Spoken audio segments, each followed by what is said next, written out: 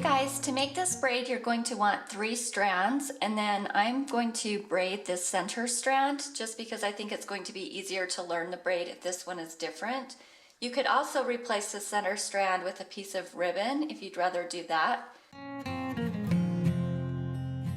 This braid is a little bit different than most French braids because you're not going to be adding in any hair to any of these strands. So you want to make sure before you start that you have about an even amount of hair in each section.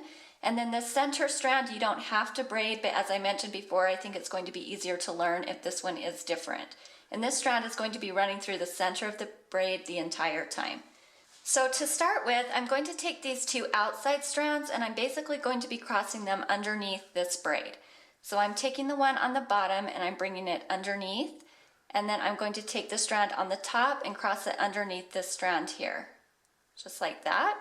So I basically just made an X, and then I'm going to bring this braid back into the center position before we start the next step.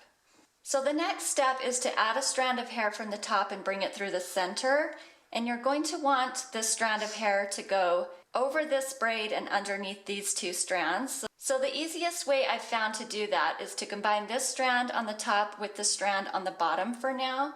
So I'm just taking that and I'm combining it into one hand, and then I'm going to add the piece in from the top.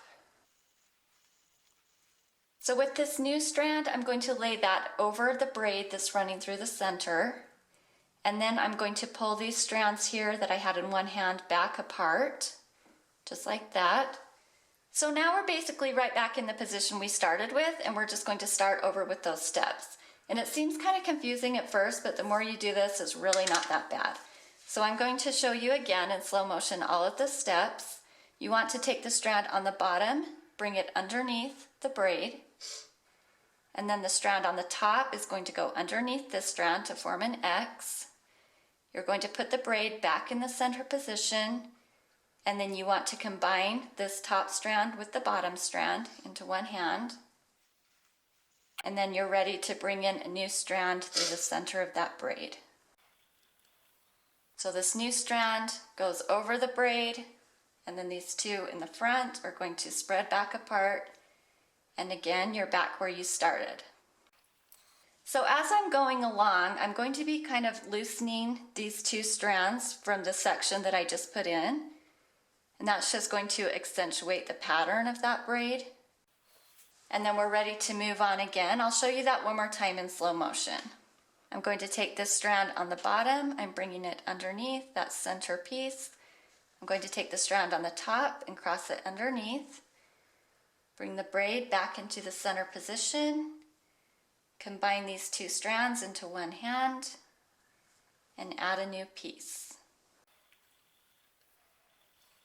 And now I'm going to take these strands in the front, pull them back across the braid and spread them apart. And we're back to where we started again.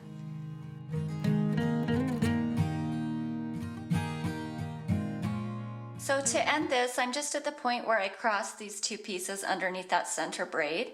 I'm just going to take that and tie it off right here at the end of this section. Okay, here's how the braid ends up looking, and as I mentioned before, this braid that's running through the center could be replaced with a piece of ribbon or just a regular strand of hair. And then if you want to stretch out these pieces even more, you can do that, and that would accentuate the pattern even more than it is shown here.